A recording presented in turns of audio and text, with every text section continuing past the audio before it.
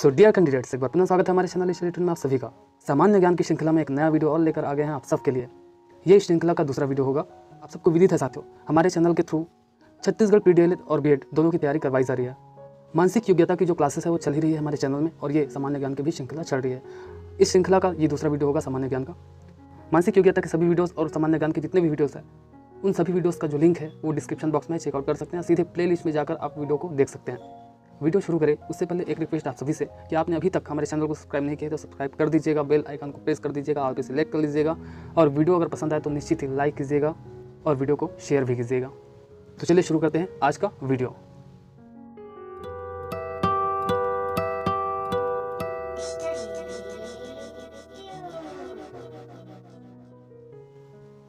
पुनर्जागरण काल का आरंभ कहाँ हुआ? तो पुनर्जागरण काल का आरंभ जो है इटली में हुआ था।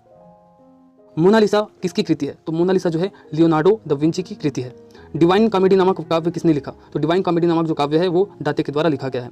भारत की खोज सर्वप्रथम किस यूरोपीय यात्री ने की? तो भारत की खोज सर्वप्रथम वास्को डी गामा द्वारा की गई। वास्को डी गामा कहाँ का निवासी था? तो वास्को डी गामा जो था वो पुर्तगाल का निवासी था। कोलंबस कहाँ का निवासी था? तो कोलंबस जो है इटली के निवासी थे। ठीक है। अमेरिका की खोज किसने की? तो अमेरिका की खोज कोलंबस के द्वारा की गई। किसके नाम पर अमेरिका का नामकरण किया गया? तो अमेरिगो वेस्पुसी के नाम पर अमेरिका का नामकरण किया गया। सर्वप्रथम किसने संपूर्ण विश्व का चक्कर लगाया था? तो मैगेलन जो है सर्वप्रथम विश्व के चक्कर लगाए थे। यहाँ 10वें नंबर पर साथियों ये दोनों ही ये 100 होगा। ठीक है। तो 100 वर्षीय युद्ध किनके बीच हुआ? तो 100 वर्षीय युद्ध जो है इंग्लैंड एवं फ्रांस के बीच में हुआ। ठीक है, याद रखिएगा। वास्को डी गामा भारत कब पहुंचा? तो वास्को डी गामा जो है भारत 1498 में आया था। वास्को डी गामा सर्वप्रथम भारत के किस स्थान पर पहुंचा? तो वास्को डी गामा जो है सर्वप्रथम भारत के कालीकट में पहुंचा था। कोलंबस ने अमेरिका की खोज कब की थी? तो कोलंबस के द्वारा सन 1492 में अमेरिका की खोज की गई। बोस्टन टी पार्टी की घटना कब हुई थी? तो बोस्टन टी पार्टी की घटना जो है 16 दिसंबर सन 1773 को हुई थी। बोस्टन टी पार्टी की घटना के नायक कौन थे? तो बोस्टन टी पार्टी की घटना के नायक थे सैमुअल एडम्स। अमेरिकी स्वतंत्रता की घोषणा कब की गई थी? तो अमेरिकी स्वतंत्रता की घोषणा जो है 4 जुलाई सन 1776 को की गई थी। पेरिस संधि द्वारा ब्रिटेन ने अमेरिका की स्वतंत्रता को कब स्वीकार किया? तो पेरिस संधि द्वारा ब्रिटेन ने अमेरिका की स्वतंत्रता को सन 1783 में स्वीकार किया। अमेरिका का नया संविधान कब लागू हुआ था? तो अमेरिका का नया संविधान जो है 1789 में लागू हुआ था। अमेरिकी स्वतंत्रता संग्राम के नायक कौन थे? तो अमेरिकी स्वतंत्रता संग्राम के नायक थे जॉर्ज वाशिंगटन जी। फ्रांस की क्रांति कब हुई? तो फ्रांस की क्रांति जो है 1789 में हुई।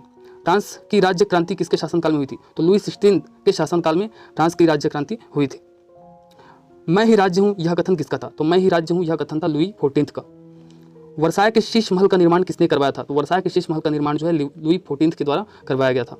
शक्ति पृथक्करण का सिद्धांत किसने दिया था? तो शक्ति पृथक्करण का सिद्धांत जो है मॉन्टेस्क्यू के द्वारा दिया गया था। सामाजिक संविदा नामक जो पुस्तक है वो किसके द्वारा लिखा गया है? तो सामाजिक संविदा जो पुस्तक था वो रूसो के द्वारा लिखा गया है। वाटरलू युद्ध कब हुआ था? तो वाटरलू युद्ध हुआ था 1815 में। फ्रांस में जुलाई क्रांति कब हुई? तो फ्रांस में जुलाई क्रांति जो है सन 1830 में हुई, याद रखिएगा।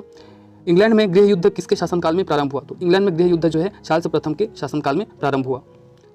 गौरवपूर्ण क्रांति जिसे रक्तहीन क्रांति भी कहा जाता है वो कहाँ हुई? तो वो गौरवपूर्ण जो क्रांति है वो इंग्लैंड में हुई। इंग्लैंड की गौरवपूर्ण क्रांति किसके शासनकाल में हुई? तो इंग्लैंड की गौरवपूर्ण क्रांति जो है जेम्स द्वितीय के शासनकाल में हुई। इंग्लैंड की संसद में बिल ऑफ राइट्स कब पारित किया गया? तो इंग्लैंड की संसद में बिल ऑफ राइट्स जो है 1689 में पारित किया गया। रक्त और लोहे की जो नीति है वो किससे संबंधित है? रक्त और लोहे की जो नीति है वह बिस्मार्क से संबंधित है, याद रखिएगा। यंग इटली नामक संगठन किसने बनाया? तो यंग इटली नामक जो संगठन है वो मेज़िनी के द्वारा बनाया गया। इटली की तलवार किसे कहा गया है? तो इटली की तलवार जो है गैरिबाल्डी को कहा गया है। इटली के एकीकरण का जनक किसे माना गया है? तो इटली के एकीकरण का जनक जो है मेज़िनी को माना गया है। इटली के एकीकरण का पैगंबर किसे कहा जाता है? तो इटली के एकीकरण का पैगंबर जो है मेज़िनी को कहा जाता है। प्रथम विश्व युद्ध की शुरुआत कब हुई? तो प्रथम विश्व युद्ध की शुरुआत जो है आप सब जानते हैं 1914 में हुई। प्रथम विश्व युद्ध के दौरान धुरी राष्ट्रों का नेतृत्व किसके द्वारा किया गया? तो जर्मनी के द्वारा नेतृत्व किया गया। प्रथम विश्व युद्ध के बाद वर्साय की संधि कब हुई? तो प्रथम विश्व युद्ध के बाद जो है वर्साय की संधि सन 1919 में हुई। रूसी साम्राज्य को राष्ट्रों का कारागार किसने कहा था? तो लेनिन के द्वारा जो है रूसी साम्राज्य को राष्ट्रों का कारागार कहा गया था। रूसी क्रांति कब हुई? तो रूसी क्रांति जो है सन 1917 में हुई। किस क्रांति को अक्टूबर की क्रांति कहा जाता है? तो रूसी क्रांति को अक्टूबर की क्रांति कहा जाता है। रूसी क्रांति के दौरान चेका का गठन किसने किया? तो लेनिन के द्वारा जो है रूसी क्रांति के दौरान चेका का गठन किया गया। किसने रूस में लाल सेना का गठन किया? तो टाटस्की के द्वारा जो है रूस में लाल सेना का गठन किया गया। द्वितीय विश्व युद्ध का आरंभ कब हुआ? तो द्वितीय विश्व युद्ध का आरंभ जो है 1939 को हुआ। द्वितीय विश्व युद्ध की समाप्ति कब हुई? तो द्वितीय विश्व युद्ध की समाप्ति जो है 1945 को हुई। जापान में अमेरिका के पर्ल हार्बर अर्थात नौसैनिक अड्डा पर आक्रमण कब किया गया था? तो 1941 में आक्रमण किया गया था। संयुक्त राज्य अमेरिका ने जापान के हिरोशिमा एवं नागासाकी नगर पर परमाणु बम कब गिराया था? तो सन 1945 में गिराया था, आप सब जानते हैं। 6 अगस्त को हिरोशिमा में और 9 अगस्त को नागासाकी में बम गिराया गया था। मूर्खता की प्रशंसा किसकी कृति है? तो इरास्मस जो कि हॉलैंड से है, उनकी कृति है मूर्खता की प्रशंसा।